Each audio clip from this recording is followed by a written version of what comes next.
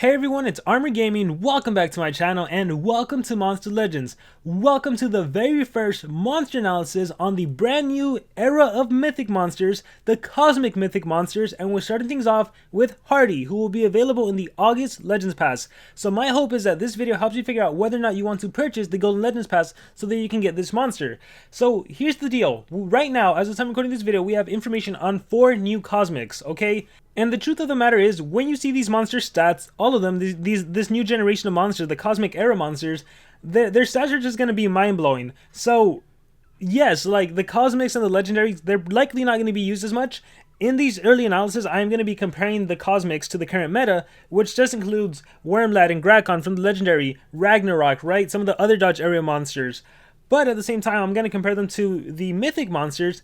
But realistically, the way to compare cosmics is to compare to other cosmics, so I'm also going to try my best to compare them to all the other 4 cosmics, but it's a little difficult considering they are being put into a generation of mythics and legendaries. So with that being said, let's go to this analysis and let's see what happens. So, Hardy in the August Legends Pass, Cabinfish was a young abandoned monster with Captain Hardy took him under his fin. That's cute. He made him part of his crew and taught him everything he needed to know to survive in the sea. Even a couple of dirty tricks Hardy maybe shouldn't have kept for himself because Cabinfish ended up using them against him. Oh, this monster was betrayed. I'm getting some Voltic Tessaday vibes here, the betrayal. Cabinfish organized a mutiny to and threw Hardy off his own ship in the middle of the sea. No one ever heard of him again until now. Hardy has risen from the bottom of the ocean and he's thirsty for vengeance. Ooh, it's almost like this monster could be one of those like Forsaken monsters. How did he come back? Does it have to do something with the Stardust Rain? If so, Cabinfish should be very scared of his old mentor's cosmic powers 100%. You compare Cabinfish to Hardy? Oh my gosh, it's night and day competition. So here we have the monster, and I won't bother too much looking at the stats, but those are the maxed out stats, because I just want to talk about level 100 for now. So Hardy is a magic attacker with anticipation, tortures, and interesting self buffs like double damage, stamina regen, and space time. Very interesting. So here's the thing. Anticipation, that is the biggest thing, right? Yes, this monster reminds you of Unqueue, the very well-known anticipation monster. The very first monster that introduced anticipation into the game was the VIP monster, not VIP, sorry, the Nemesis monster Faraday. Faraday, when he got released, that was the end of the Voltic era. Before Faraday was released, before anticipation, you could literally have any team that could deny, run Voltic in the team, and you would get a guaranteed win because he literally attacks forever. Back then, there were no stamina draining relics. Like, if Voltic got a guaranteed turn in, it was GG. So, Anticipation came along, and that was the end of Voltic. Specifically with Faraday, and then we got more Anticipation monsters, right? Unqueue being one of the most well-known because he's also immune to control. He also had a 0 cooldown 70 damage skill that was spammable, so even cooldown activation couldn't touch him. Unqueue is a legend. With that being said, already, starting things off, one of the very first cosmic monsters we get if you purchase the Golden Legends Pass is Hardy. And Hardy having anticipation automatically threatens the mythic monsters, Nightingale, Ra, Nor, especially Nor. Nor, for those of you who maybe weren't around at the time or maybe were around but weren't able to get her, Nor is a team race monster. A lot of players utilize Nor. She's actually one of the most used monsters. If you take a look at my season 80, season 81 video, I think season 79, Nor was coming up as one of the most popular defense and offense monsters because there was no mythic monster that could really counter Nor. Yeah, we had one monster with anticipation, and it was Miseris, another team race monster, and Miseris couldn't do anything with anticipation. He could maybe remove the positive effects, he could maybe heal his team by 50%, he could maybe revive his monsters, maybe revive an ally with evasion, but really Miseris having anticipation, that wasn't a threat to the extra turners. But this monster, given the fact that he's a cosmic, given that his stats are a lot higher than the mythics, this monster automatically, I think, puts an end to Nor. We're not going to be seeing Nor. We're going to see this monster a lot on defense, and we're going to use this monster on offense to kill Nor bases, but we're pretty much going to see the end of Nor. It also makes me wonder, though, on what's going to come in the future. Because if we already have anticipation, are we going to get an extra turner mythic monster? Maybe SocialPoint doesn't want any more extra turner cosmics, any more extra turner cosmics, or are we going to get a future cosmic that can trade disable? Like, is the next generation a trade disable monster? I don't know. So there's a lot, right? My mind is going like crazy with all these different ideas and all these possibilities. But yeah, let's keep going.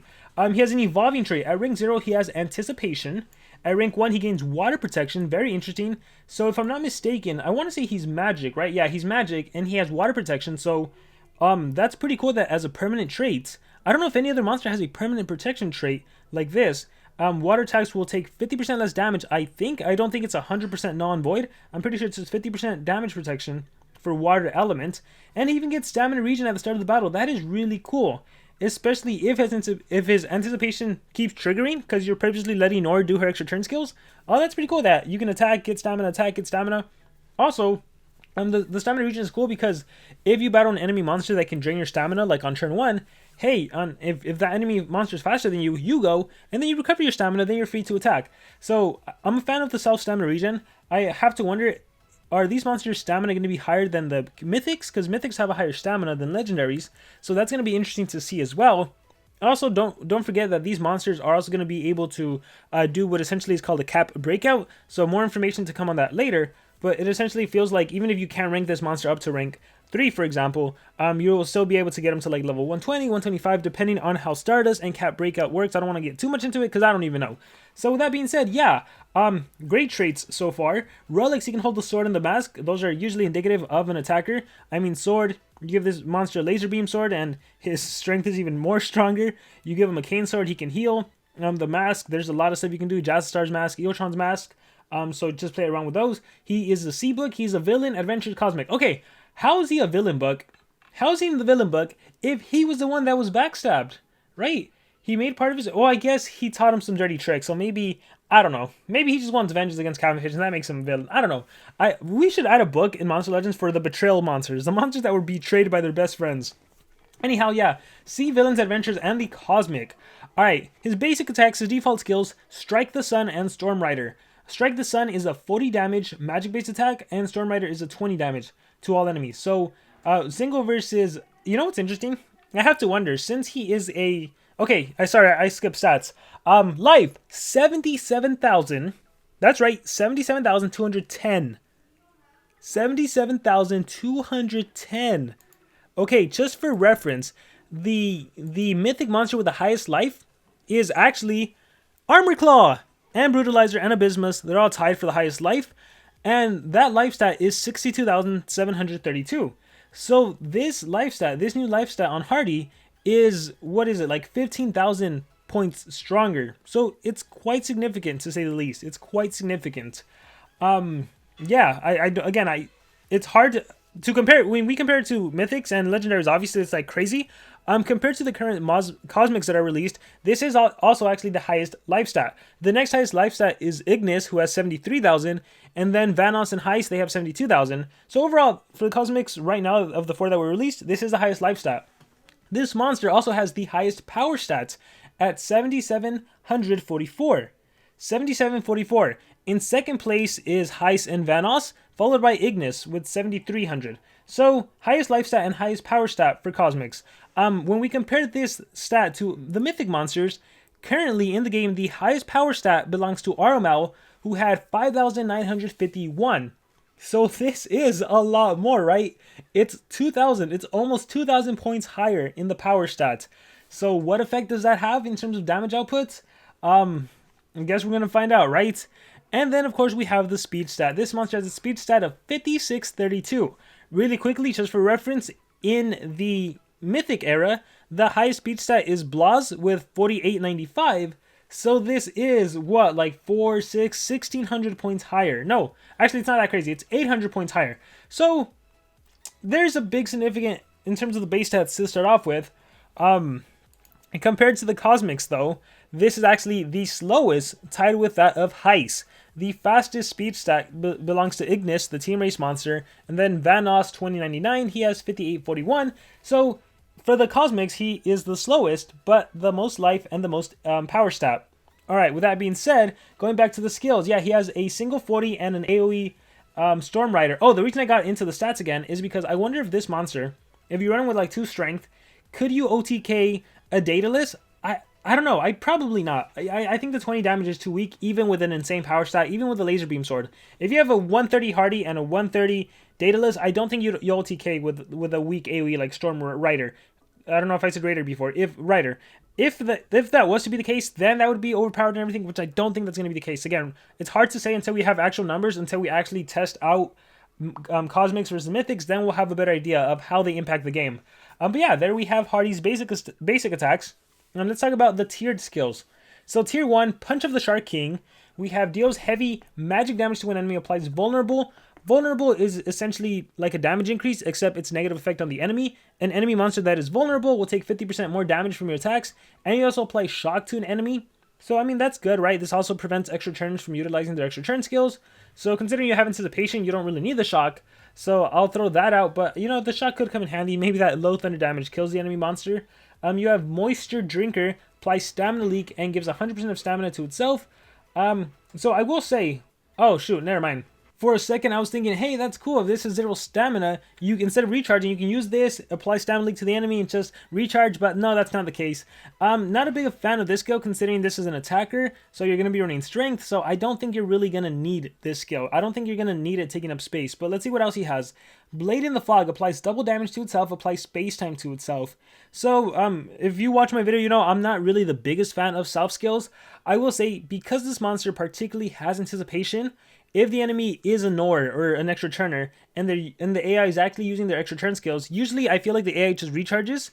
So if that's the case, if that's not the case, if they actually are using the extra turn skills, it is kind of cool that the enemy monster can attack, anticipation triggers, you set up space time and double damage, and then they attack again, anticipation triggers, then you can dish out your damage. So this is the one case where running a skill like Blade in the Fog could definitely come in handy. At the end of the day, it's double damage. I hope you keep the double damage for 2 turns. And space time, you know, it's unique. It's not evasion. That's the bad thing. You can still get hit with torture effects. You can still get hit with denial, but at least you can't take any damage. Fast as a Shark deals moderate special damage to enemies. Applies vulnerable to enemies. You have an AoE vulnerable here.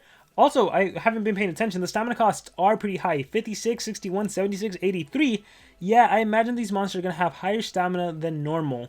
Alright, let's move on to the next one. Orem's Blast deals very heavy magic damage to an enemy, applies Curse to an enemy.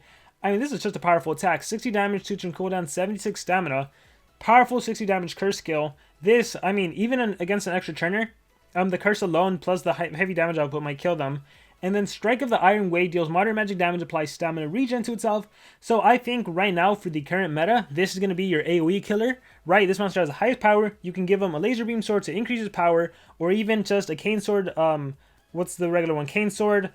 Cane sword and it's Jakugan sword. Jakugan sword does anything to deal extra damage.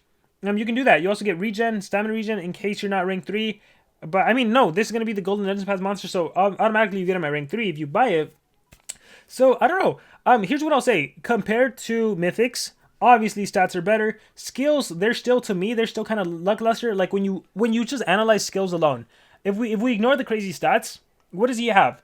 A heavy magic damage that applies vulnerable and shock. Okay. Stamina leak. Okay. Double damage space time. That's kind of cool. Moderate special damage vulnerable. Okay, an AoE skill. A strong 60 damage skill. Okay, that's good. So, when you look at skills alone, the skills, honestly, they're nothing too amazing, right? Which is kind of the thing with the Mythic monsters. They're trying to not make the skill so crazy. What makes this monster currently meta, as he's not even out yet, but I could already call it, he's going to be meta, is the fact that we're adding in the anticipation trait, which really goes to show you how much a trait can make or break a monster. The anticipation, combined with the skills, it's like, okay, I can see him being extremely viable now, right? You battle Santerion Nor base, hey, it doesn't matter. Nor attacks, extra turn, you get anticipation, you OTK Santerion, and you move on, right? And then, yeah, currently the highest power in life. So, obviously, he's going to make a dent in the meta. He's going to become super popular. Compared to the other Cosmics, though, I don't know how good he really is compared to them. The other Cosmics don't have extra turn skills, so anticipation basically goes away. There's not a water Cosmic monster currently, so the water protection doesn't even matter. So all you have is self-stamina regen. So it's weird, right? Like, definitely this monster is going to be meta. How long is he going to be meta for? I have no idea, because, like I said, compared to Cosmics alone, I don't see anything too crazy valuable with him. The ultimate, by the way, Color of Storms, deals heavy magic damage, applies shock and curse. It's a heavy AoE. The shock and the curse is nice, but it's nothing too crazy, right? It's nothing too crazy. And yeah, so with that being said, that is my analysis on Hardy. I guess I should mention he is an attacker, so again, 2 strength and a team speed, 2 strength and a single speed is the way to run this monster. Because he has anticipation, there's arguments where you give him just 3 strength and you have him be super strong. But overall, give me your thoughts on this monster. And I know it's hard, but give me your thoughts compared to the Cosmics only. And then if you want, give me your thoughts compared to the Legendaries and the Mythics. But I think if you look at him through the lens of just Cosmics, I'm not seeing anything too flashy. Looking at him through the lens of, yeah, in the current Mythics, he's going to kill Nor. Definitely he's going to be meta for some days to come. So, again, those are my thoughts. I really want to hear from all of you guys. So let me know what you guys think about it in the comments below. Let me know, are you thinking about purchasing the Golden Legends Pass? Thank you guys very much, and remember to subscribe.